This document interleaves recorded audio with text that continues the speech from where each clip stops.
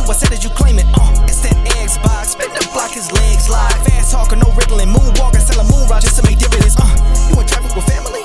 That much make it a portrait. Gun kick back, not grannies from porches. David on the scene, you know that it's scorching. What's the man with king? No response to the saying, advancing the line, advancing the payment. You front the game and shoot, what said that you claim? You already know the time, told my boys to hold the line. We gon' shoot it out in seconds, leave you posted like a vine. Bow your head down to the king, leave your roses at the shrine. We stay ready for the war, just need the king to drop the sign. Say what you running from, what you running from? I'm with my team, we bleed green, that's what you wanted, huh? Say what you running from, what you running from? I'm with my team, we bleed green, that's what you wanted, huh? This what you wanted. This what you wanted, huh? Peace and blessings, and welcome back to Xbox Frontline News with your boy, the King. Hi, hater. Hi, hater. Hi, hater. Hi. Yo, it's very strange when you get a chance to witness the unveiling of your hater. You don't know where the genesis starts. And for you, hater, I'm so sorry. Sacred 300 broke your heart. But I don't care, really. Iron Lord's podcast opened up for Sacred Symbols and Colin Moriarty on Sacred Symbols 300, which was live in New York City, downtown Manhattan. It was a wonderful experience. And I wish that hater would have came out just to shake my hand, because now I know that you're an absolute stan and a fan. And I got to say, God damn, my man, now I understand. And I know you're a little bit touched, so I understand, little buddy.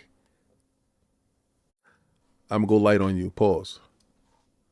I'm not going to put hands on you no more. Pause. Not even worrying about that. Before everybody else, we got stuff to talk about. Man, oh man. So I was digging through the whole bunch of stuff today, and I saw Battlefield was supposed to have 4 different teams working on the next Battlefield game. So they're taking a chapter out of the book of Call of Duty, if you will. Shout out to EA for not giving up on Battlefield. I thought Battlefield was a great franchise that needed that extra loving and care and attention to detail. So, EA, my hat's off to you, bro, because you could have gave up on the franchise when the franchise did exactly what it did the last go round, but you're doubling down. You're putting 4 teams on it, and each team has a specific task, and hopefully they can pull through. I'm pulling for EA on this one. I'm not going to lie. I saw Prince of Persia had some new DLC too. Was going to show it. Really don't. I really won't, because it'd be disingenuous on my part because of my feelings with Ubisoft and that game in particular, with what transpired with that game. So I choose not to promote, highlight, or do anything for that game in particular. I did not expect this today. Darksiders 2, the Definitive Edition, coming to PlayStation 5 Series X on October 15th. THQ Nordic released Darksiders 2, the Definitive Edition, for current-gen consoles October 15th for $29. The publisher announced users already own the PlayStation 4, Xbox One version of Darksiders 2. Definitive Edition will receive that versions for a free upgrade. Wow. That is crazy. That brings it up to 4K resolution, ray tracing, enhanced lighting, shadows, and harness the power of today's consoles. If you're playing with the PlayStation 5 DualSense controller, you get the experience for full impact of haptic feedback, adding extra depth and immersion to every strike, like his death. This is crazy.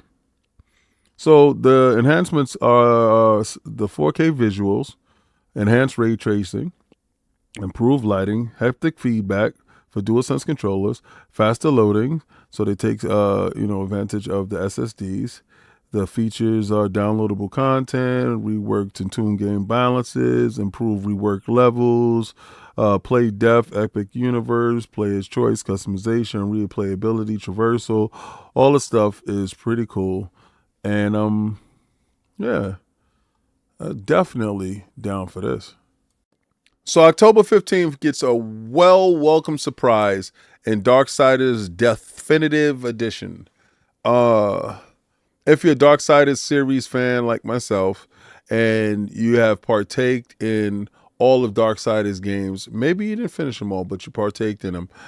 They have a nice release on October, and it's giving you ray tracing, 4K visuals, speeding up some stuff, SSD stuff, but a wonderful trek to retrek, or for the first time take a trek into that world of Darksiders. Now I'm going to tell you that if you happen to have the PlayStation 5 version, you get a little bit extra. You get the haptic feedback stuff. But if you have the PlayStation 4 and the Xbox One version, the upgrade is for free.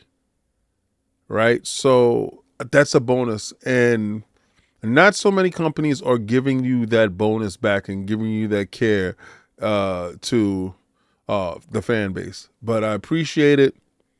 Nordic, thank you, boy. The THQ Nordic, that is incredible for you to do for the fan base, for fans of the series, and hopefully pushing for the next version to drop. I'm down with it. I support it. I'm with you guys. Let's roll.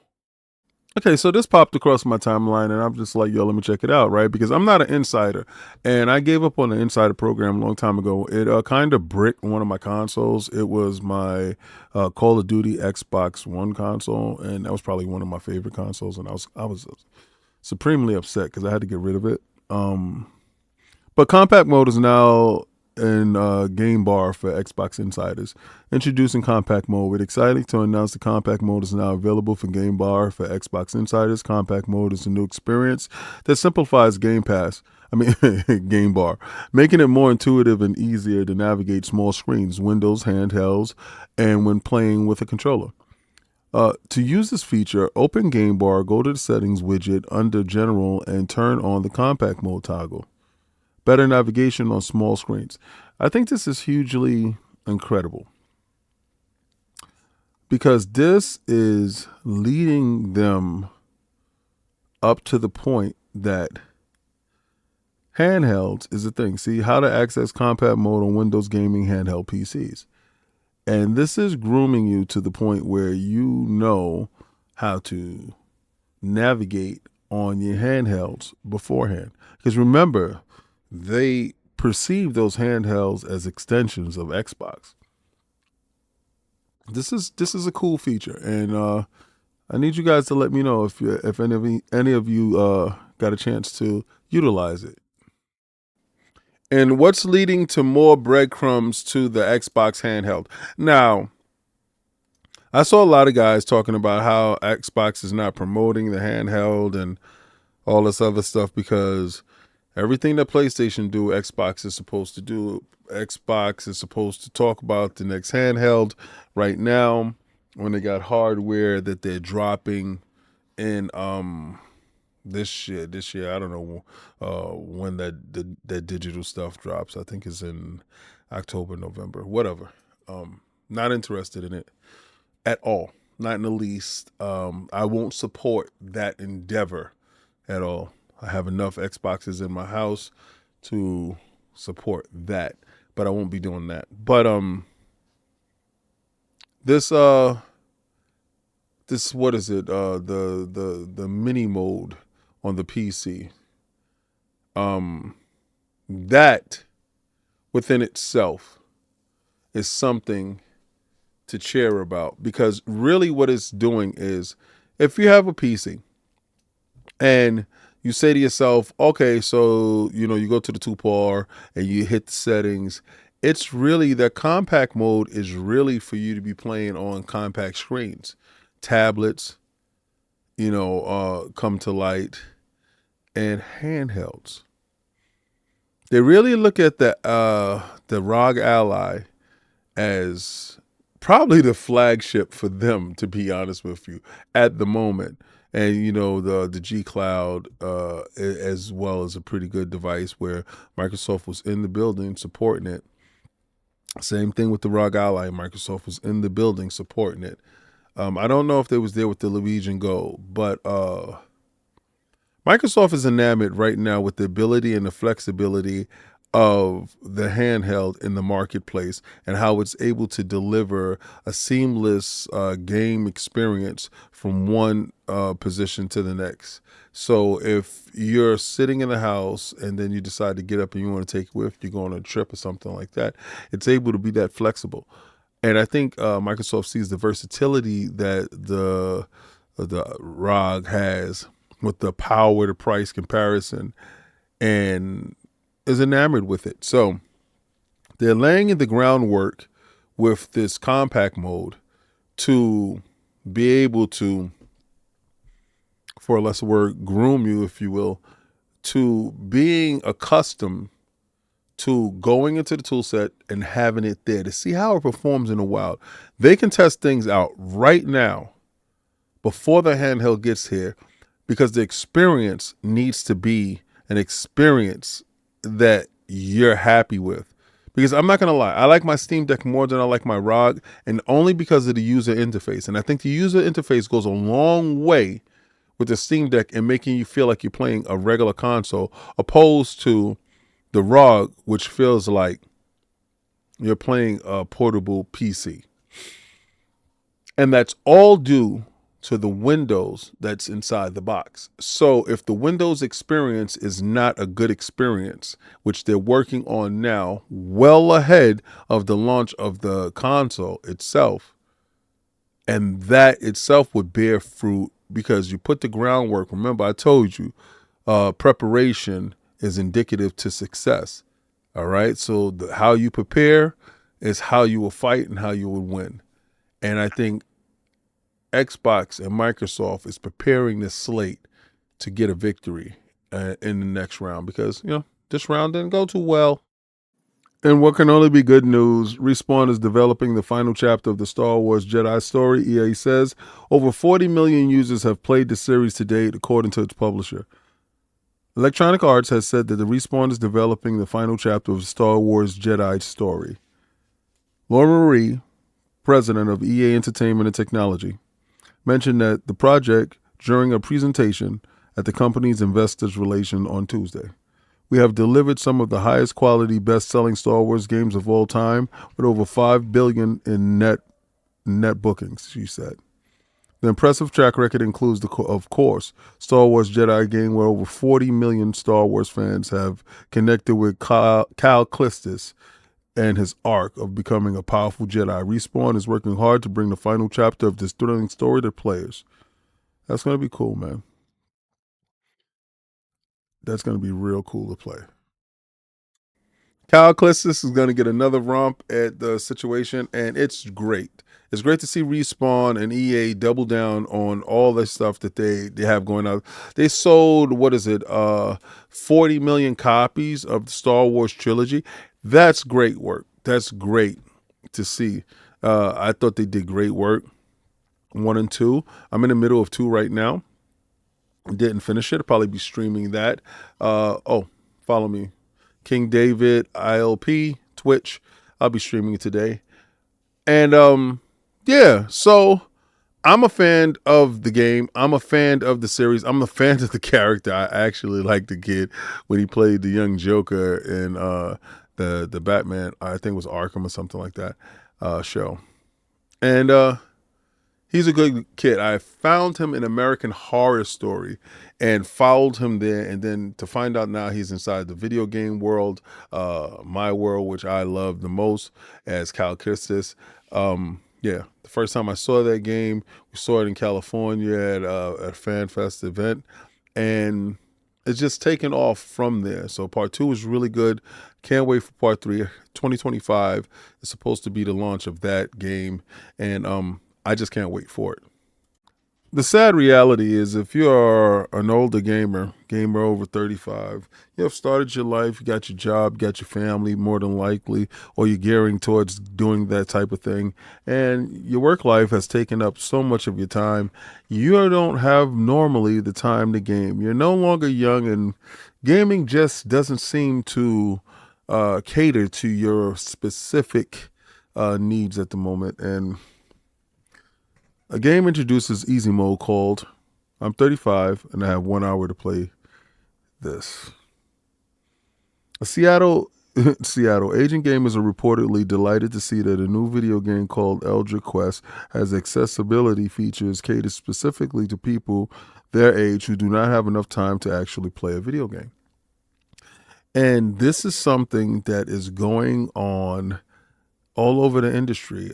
Dragon's Dogma has put out a casual mode that does a whole bunch of other stuff that caters to you not having enough time in order to game. I came back from the office around 7 p.m. and I was so happy to see the mode implemented because holy crap, I'm tired, said Jeriah Watson, yawning as he looked at his watch to see it was already 9:30. I'm happy I just had enough time to customize my character. It's really great because usually I'll hop onto a game, get through about half a puzzle, and then next session spend my entire gaming hour trying to remember what I did the time before he added. Usually when I finish a video game, it means I watch the playthrough on TV like it was a Netflix show. The game's developer said they are happy to help fans connect with the gameplay in a way that suits their needs. Usually developers try to shame people who choose the higher difficulty, said lead developer Roy McElrath. They do stuff like calling the easiest difficulty baby, mommy, and get a binky, but it turns out that this stuff actually is useful for people who have babies. We're here for you. And we know what it's like being 35 years old, and it's really, really, really is not old, whether you're willing to admit it or not. I don't know about you, but I'm gonna tell you right now, I do not have the time to getting my game in, and it's becoming stressing. Right? I complain by every Saturday that I don't have enough time to game, and right now, I'm making my streaming. King David at ILP over there on Twitch. I'm making that my game time. So no longer do I get a chance to game in private. I'm going to be gaming for the world to see. But the moments that I do get to game, I'm trying to make it a habit to make time to game, to be less tired, more energetic, less bogged down with regular day stuff. Now, not shirking my responsibilities, because as you get older, you gain such a level of responsibilities and so many things, and there's so many dependents depending on you, and your time in the day never changed. Your time in the day only stood the same, and everything else grew into that space. And before you could burn the midnight oil on playing video games and knocking them out, that's not the case. Like, if you look at the difference between Attic and myself, Attic can finish games, boom, boom, boom, bang, bang, bang. Attic doesn't have kids. So where my kids fill up a lot of that space in a day, Attic doesn't have to worry about that situation where, I do. And a little bit envious of that youth and that ability to have that flexibility in doing so. But yeah, man, I'm glad that this game developer is taking in consideration gamers that have a life, and that's important. A lot of times people think that I go to your traditional IGN sites or Game Rant or Rex or whatever it is that you guys watch. But what I do as a wiser gamer is that I go to Bloomberg and other sites like that, because I'm also looking at investment options and other things like that. So Sony is rethinking the console business model with the PlayStation 5 Pro. And what I do is I give an insight on stuff that I'm thinking about investing in or looking at where market trends are going, and trying to figure out and extrapolate how to better place my money, aside from where I choose and love to game, right? So ultimately, I love to game on Xbox, but as a gamer, I game on every platform. But as an investor, I look at the market and I see where the market trends are going, and I try to understand and try to predict where I can better place my money to see the most positive growth in a short amount of time, right? Because, time isn't promised to anyone. Sony's announcement of the $700 souped up PlayStation 5 seems to be a sign of confidence of future consoles, but it may in fact be a harbinger of impending demise. Now, here's the 3 things that you need to know. While they're talking about the Intel will make a custom chip, AI chip for Amazon Web Services. Now, that was something that Microsoft invested $15 billion into Intel to be on the cutting edge with them with this AI chip. Microsoft raised its dividend and unveiled a $60 billion buyback. So if you guys are trying to figure out why Microsoft is pressuring Xbox to pay back money, is so they can give split dividends to shareholders. I think it's at 83 cents per share. So, and that's the buyback options that I think that's floating around. The Goldman Sachs trading desk says it's time to buy the dip in AI. So everybody's trying to force you or trying to push you in the direction of where AI is, i.e. NVIDIA growing to the lengths and the places that NVIDIA has gone, right? Because NVIDIA is at the tip of the spear, if you will, on AI and what they're trying to accomplish. The beginning of the end, the traditional gaming console business model is rapidly being depreciated by the rise of online and mobile gaming. Nintendo company foresaw that with its hybrid, the Switch, which works both with home and on TV and on the move. While Microsoft Corp is spending more time on building cloud services than chasing Xbox exclusives, but Sony's group, the lead of the trio, is perhaps the most intriguing. The company has offered a head-scratching peek at the future strategy when it announced the priciest console to date with the upcoming PlayStation 5 Pro. The machine, which doesn't even have a game disk drive built in, is supposed to deliver prettier graphics, better performance, which sounds like nice-to-have improvements for eyebrow-raising markup. Now, those things within itself is kind of at odds with each other, right? Because you expect at this period of time to game at a different fidelity, but to game at a lesser fidelity, right? And that's what you expect to happen, but that's not what's happening right now. But there's a certain logic to all of this. Sony and its rivals traditionally relied on achieving scale to reduce costs and earn revenue from both hardware and software. By pricing the PlayStation 5 Pro $200 above the competition, the Japanese company is signaling that it no longer wants to play the game. Instead, it's beefing up its margins now and explores ways to tap the global online gaming boom. I feel that's a problem. And I've stated this on numerous occasions, that the way that Sony is moving is not conducive to growth in any sector, but it's actually detrimental and harmful to everything that's happening with them. Smartphones and tablets and smart TVs are now capable of either playing beautiful high-definition games or, as Microsoft sees the future, streaming them via internet from a massive data centers hundreds of miles away. Bloomberg intelligence analyst Nathan Netanyahu says ads and subscriptions are booming as the dominant way to monetize games in this decade, with cloud gaming washing away the traditional console. Now, see, that's the strategy that Microsoft took because they already had the advantage with the Azure cloud service. And when you have an advantage in one area, what you want to do is you want to maximize that advantage. This is the reason why their stocks is trading above $500 plus. Then there's the issue of hardware costs. Since the first PlayStation in the mid-90s, Sony has benefited from the advancement of chip making, helping each console cheaper over time, allowing it to reach higher scale with price cuts.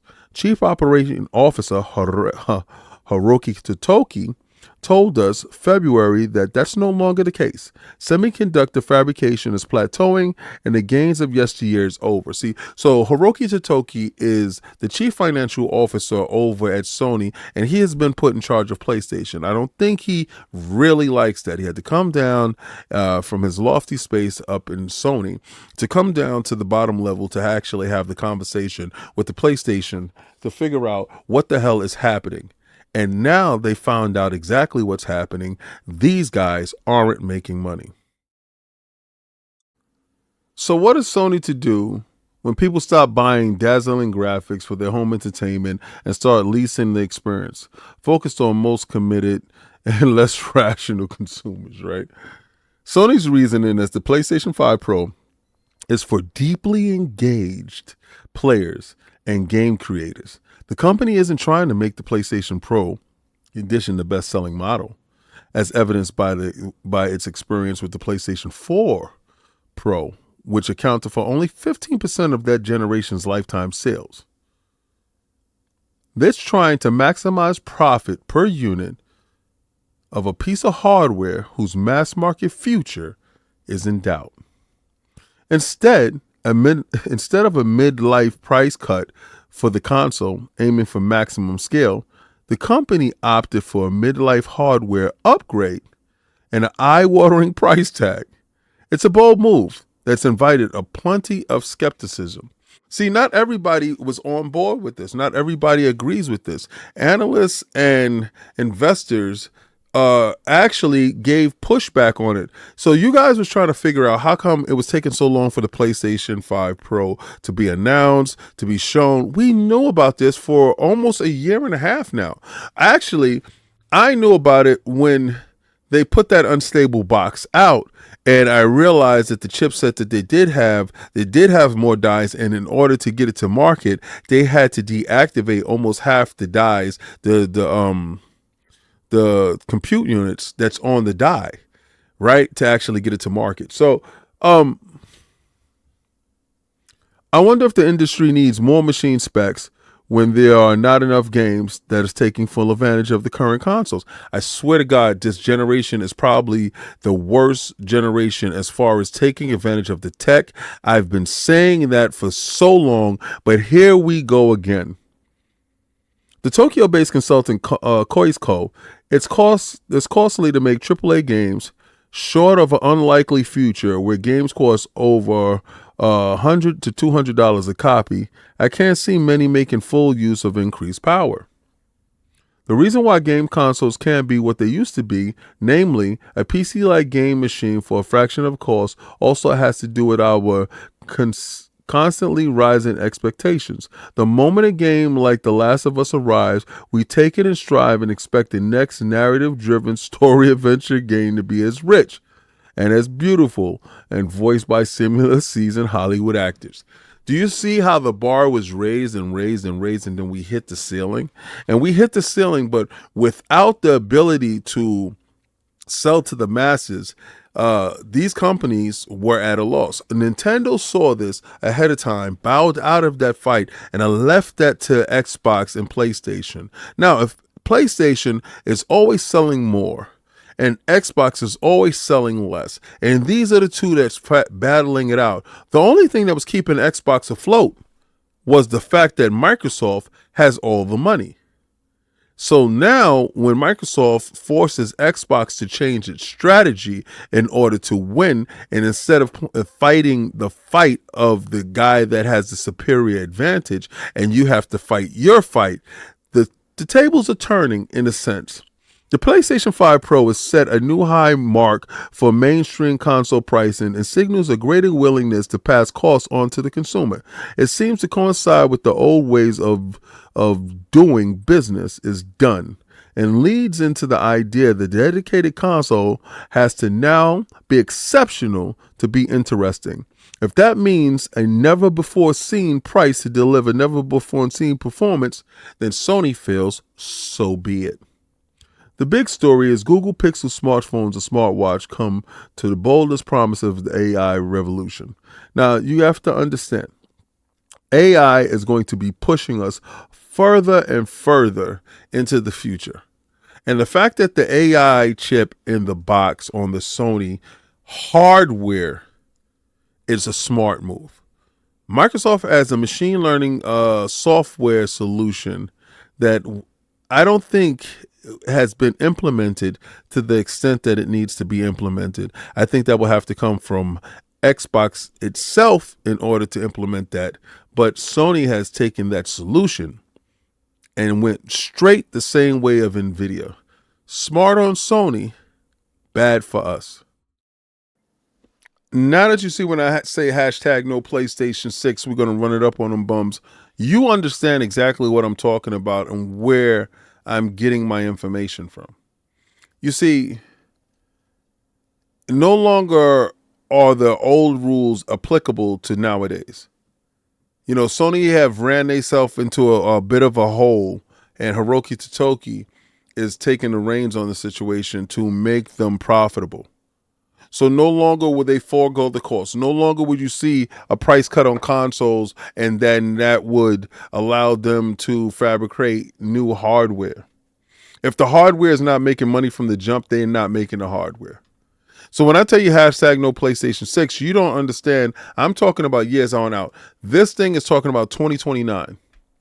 2029 means we're taking our time. We're going to deliver a piece of tech that is actually worth the $700 price tag that they already stipulated that this is going to be a thing. They already showed you that the hard drive won't be in the box anymore.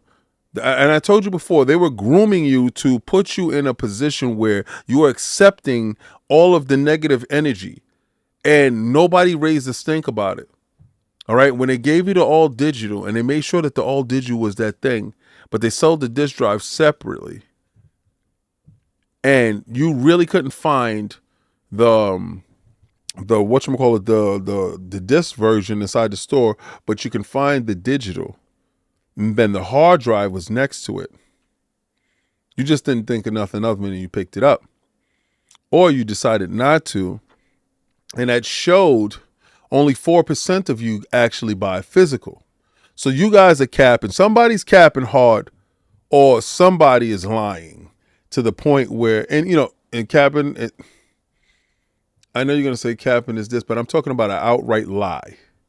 Right? Now, you could be playing around capping, but an outright lie is being super disingenuous. Now, I'm going to give you the benefit of the doubt that, you know, some of you guys do buy physical. I used to buy Sony stuff only physical because I don't trust them. And I purchased a couple of games digital. Microsoft is a little bit different. And I guess you should never trust any of them, right? But Sony has foregone the whole traditional model of the give back and all that other stuff. And they're at a gimme now stage.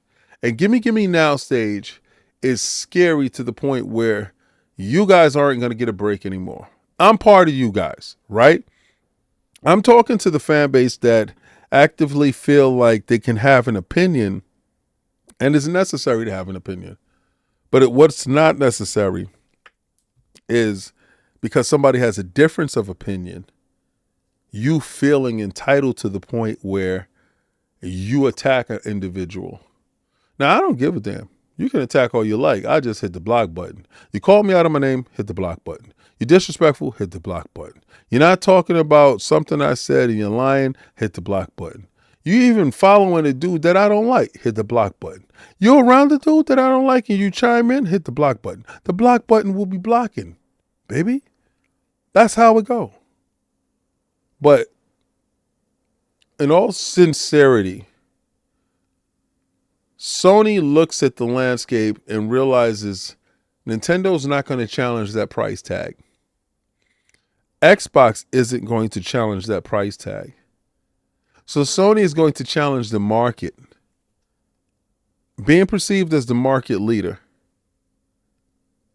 they're going to push that price tag and force you to make a choice.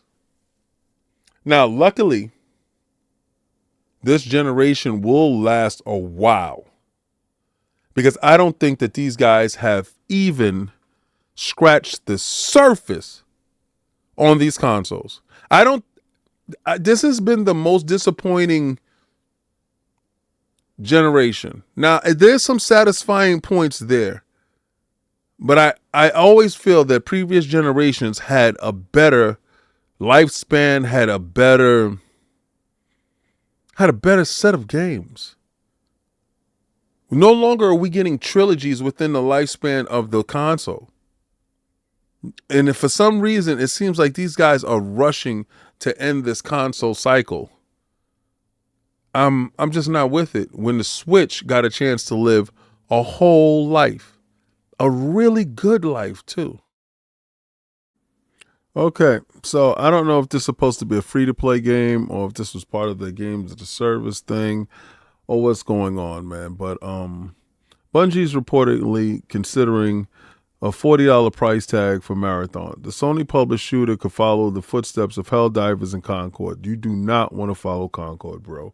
Bungie and Sony considering a $40 price tag for Marathon has been claimed, according to multiple sources talking to the Game Post, who suggested that the PvP extraction shooter launch price can match that of the two other live service games recently published by Sony. They include one of the year's biggest releases, Helldivers 2, thanks to the PC and not the PlayStation fan base, and one of 2024's biggest flops, thanks to the PlayStation fan base and thanks to the PC, Concord, both, which released on PlayStation 5 and PC. Sony said in May that Helldivers 2 became PlayStation's fastest selling game launch ever, with sales far exceeding expectations at 12 million copies sold in its first 12 weeks, thanks to Steam. Again, in contrast, Sony pulled the Concord from the sales and took the game offline 2 weeks after release last month, following reports that it may have sold as few as 25,000 copies. I heard it was less than that, but I'm going to keep it a buck with you. I believe every last one of those copies was purchased by Sony dudes. Unlike Helldivers 2, this is crap. Unlike Helldivers 2 and Concord, Marathon is coming to Xbox Series S and S with full cross-play and cross-save across PC and consoles. One source told the Game Post that the core gameplay structure of the class-based sci-fi shooter is similar to titles like Escape from Tarkov with a Bungie twist.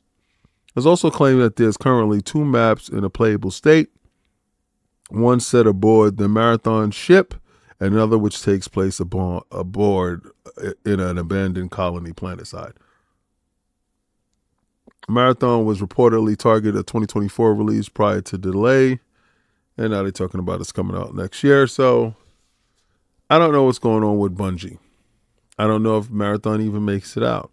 But I know with this level of uncertainty surrounding price, delivery, and they only have 2 maps available, that's a bit concerning.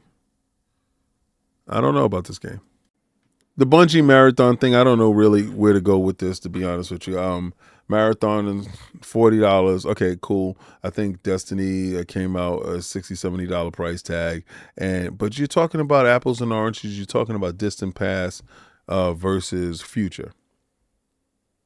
Right? And you can say Helldivers was a test subject that actually panned out. But then also on the same coin, you have the yin and the yang of it. You have Concord that didn't pan out. So what was the stipulations? What was happening? Was Helldivers successful because what Helldivers brought to the table, and was Concord unsuccessful for what Concord brought to the table? What was the differences here?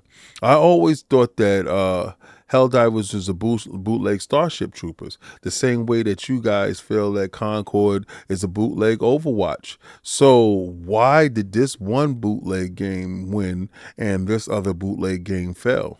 When we look at Marathon, is it a bootleg game of a Siege?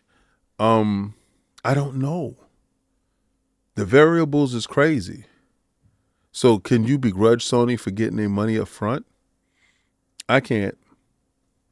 But I also don't know enough about Marathon to tell you that I think Marathon is going to be successful in any form or fashion. Actually, looking at Sony's recent track record, I was schooled towards the negative, and especially Bungie. Being all that is circling around Bungie, I don't have any confidence in what Bungie can deliver, what Bungie can bring to the table. I don't have any confidence in Bungie at all. So my thought process with that is, damn, they damned if they do, they damned if they don't, but they got to put it out. And we have to see. Can Sony allow the hit? I guess the $40 price tag changes the impact. And what might be a bitter pill to swallow for a lot of Xbox fanboys. Xbox Series X and X sales reportedly less than half than the PlayStation 5, where Microsoft on track for a repeat of the PlayStation 4 versus the Xbox One. And boy, did that generation stink if you were an Xbox fan guy. In the newly reported data, it revealed that Microsoft managed to shift 28.3 million Xbox Series X and X consoles worldwide as of June 24th, months ago, which is less than half of Sony's previously 62 million PlayStation 5 consoles sold at the same time frame. The Wall Street Journal sources data from Aldoria Intelligence for a comparison of hardware sales between Sony and Microsoft going back to the PlayStation 2 and original Xbox. In that generation, Sony dwarfed its competition with 155 million units, compared to Xbox meager 25 million units sold. The 360 fared much better, with 84.9 million hardware sales, within striking distance of the PlayStation 3's 87.4 million figure. The analyst of the Wall Street Journal pointed out, the price tag had a big play in that. It was considerably more expensive, and they think that is history repeating itself with that $700 price tag with the PlayStation 5 Pro. As of June, Microsoft numbers relative to Sony are mirroring the last generation. And that's kind of crazy. This is all to say that Sony is heading for another pretty decisive victory on the console wars, barring something unforeseen. That is not a surprise. Microsoft itself already admitted that in court with the Trade Commission that they already lost the console wars. Microsoft is clearly banking on Game Pass subscription model and cloud gaming to make up for its shortcomings in hardware sales, but whether that strategy will pay off in the long run is anyone's guess. You lost. You lost. Boom. They said it. They said it. He said it. We said it. They said it. These. Listen. It's no secret that the PlayStation is winning in this generation, which forces Microsoft to get drastic and spend $70 billion. Well, more than that, it's $100 billion, basically. And starting to leverage exactly what their strengths are. Now, can Call of Duty close the gap? Definitely. Will it close the gap? I believe so. Will it sell consoles? Cha-cha.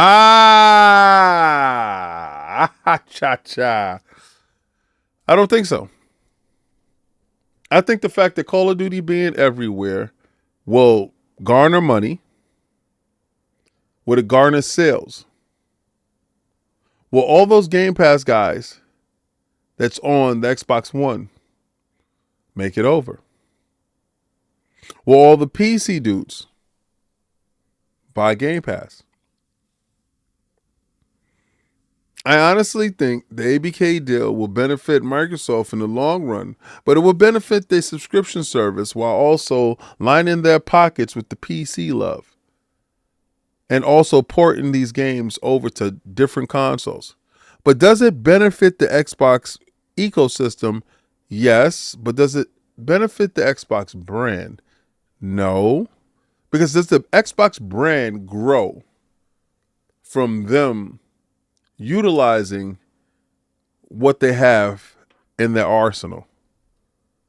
That's in a conundrum. That's the we need to find out. Because if they can crack that nut, pause, then you think they can be successful. Now, I know they're going to be successful with software and services. They have shown that. They're leaps ahead of the other two. Hardware is the issue. And hardware has been the issue their whole generations since they've been available. Except for the PlayStation 3 generation, when PlayStation shot themselves in the foot. Now, is this a history where we're going to go back and forth and we're going to figure this out?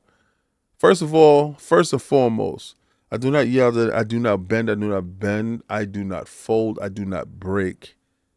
That doesn't happen. So when I tell you hashtag no PlayStation 6, we're going to run it up on them bumps by any means necessary.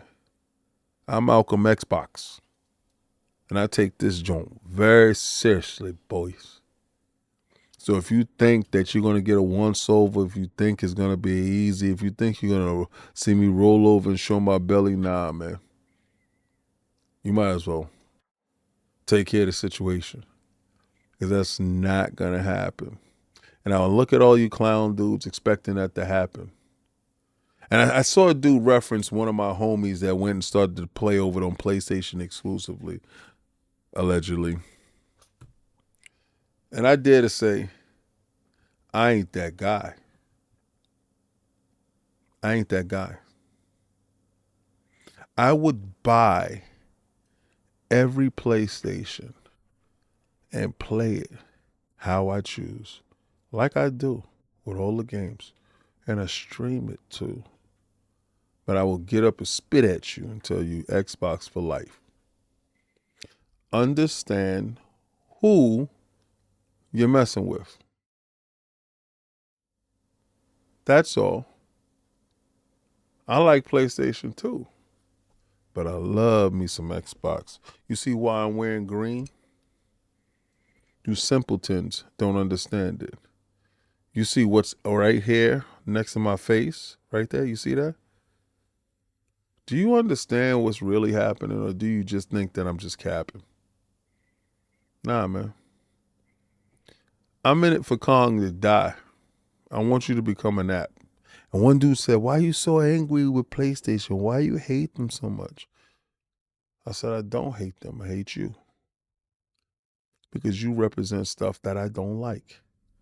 Dudes that are angry with video games. Dudes that can't even respect the pro for being out.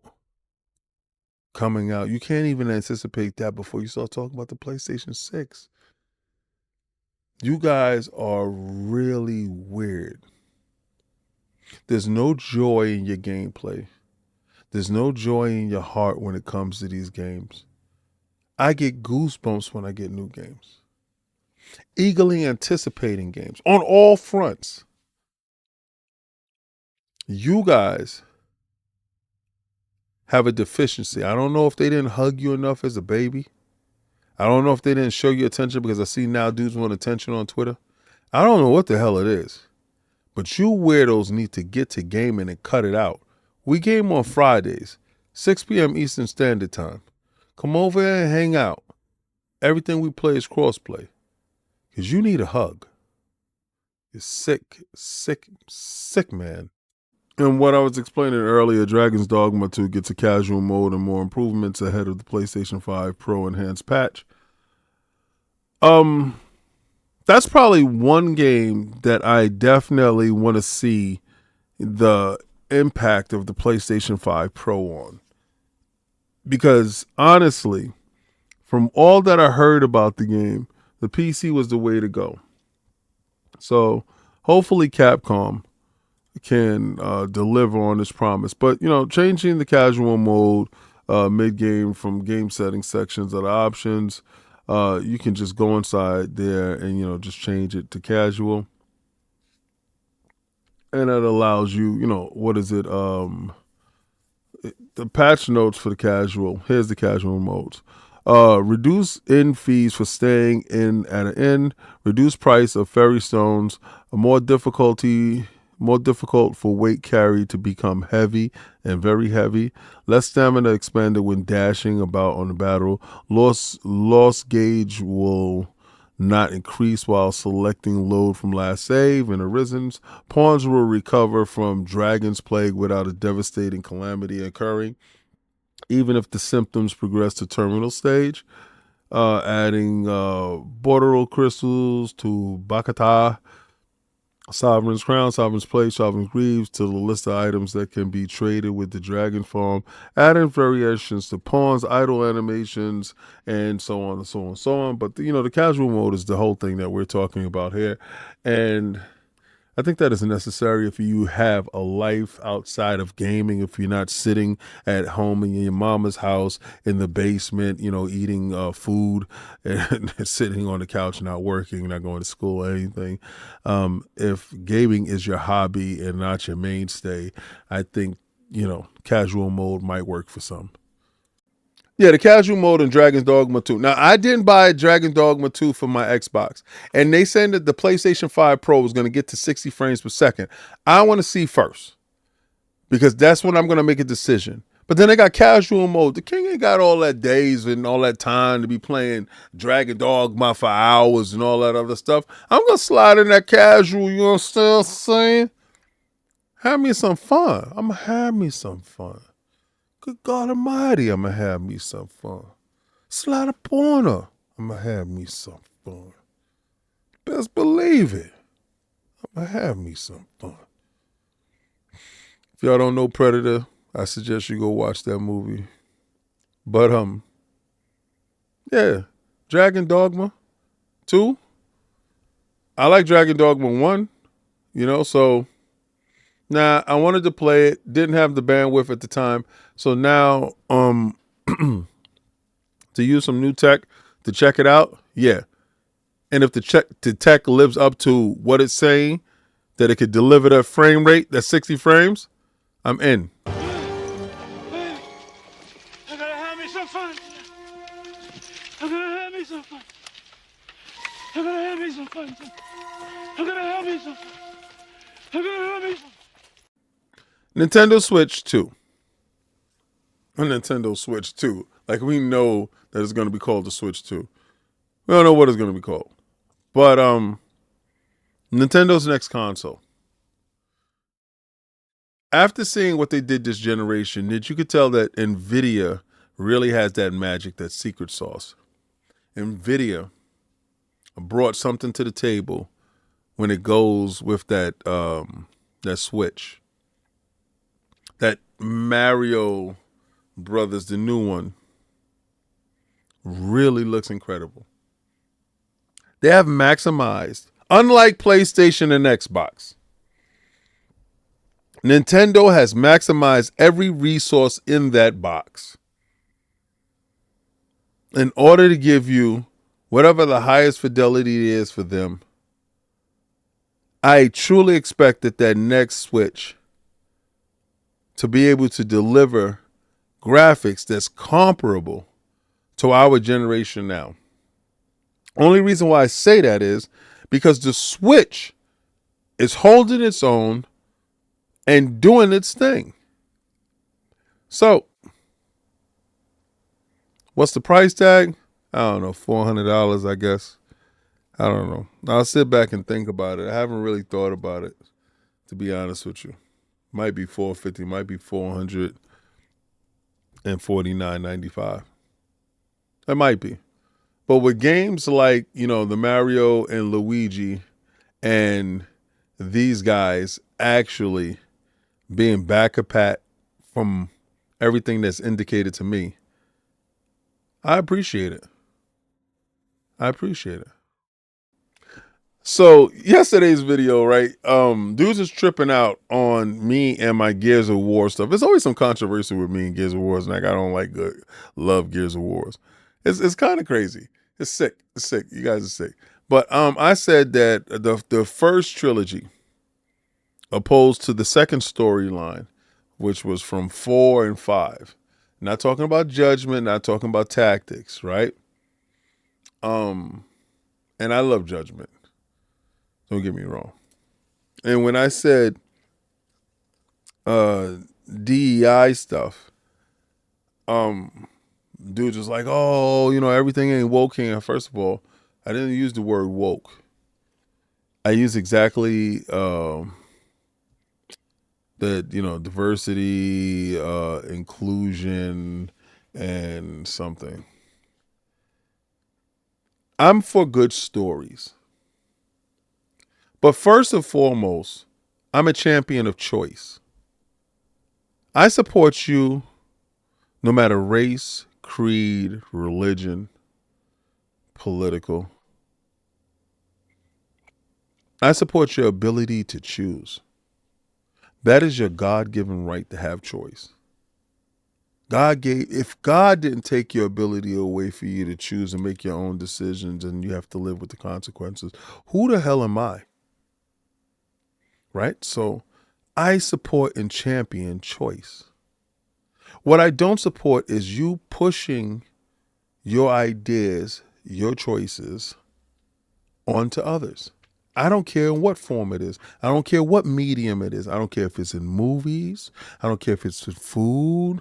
I don't care if it's in video games. I don't care if it's in clothing. If I don't agree with you pushing an agenda upon me, please let me rock with my opinion. Because the same way you love it, because of those things that I don't like it for, I respect your choice because you have that choice. All I'm saying is we have to live now in more togetherness. Respect other people's choices.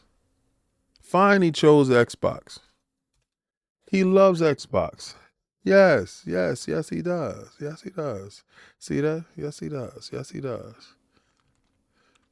Fine, he loved PlayStation. So what? Fine, he loved Nintendo.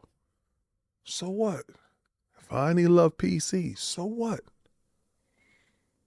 They have the ability to choose anything that they want to choose and live any way that they want to live. So anytime somebody voices an opinion, if you don't agree with it and you can't have a civil discourse, then don't say anything at all.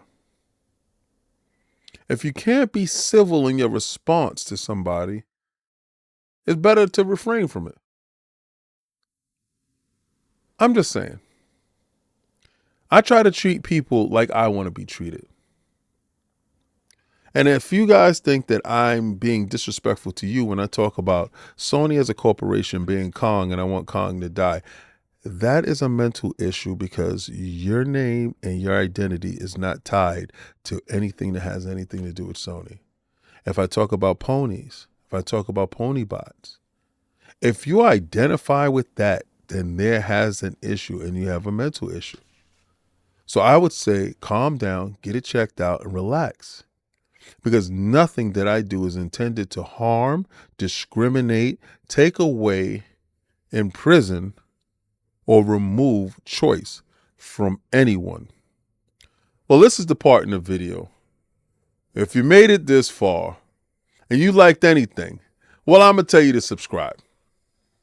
Because I'm king and I'm 98% right all the time. And somebody said, yo, well, where was you right at? I was right months in advance when I told you that Jim Ryan was going to be removed. I was years in advance when I told you the ABK deal was going to go through. I was almost 2 years ahead when I told you that the PlayStation will be $700 and $800 plus with everything. Stuff is documented, stuff is facts. There's far too many other things that I was right on that allows me to be Mr. 98% right all the time. And if you catch me out on anything, you'd be like, yo, King, man, you was wrong on this head. That's the 2%. Chalk it up to the game. Eat that. That's you. But in big moments, I come up big. And that's something that scares the hell out of you because I'm yelling out hashtag no PlayStation 6. And you scared to death for 2029. You're like, if this guy is right, good Lord. My whole life is wrapped up into that PlayStation.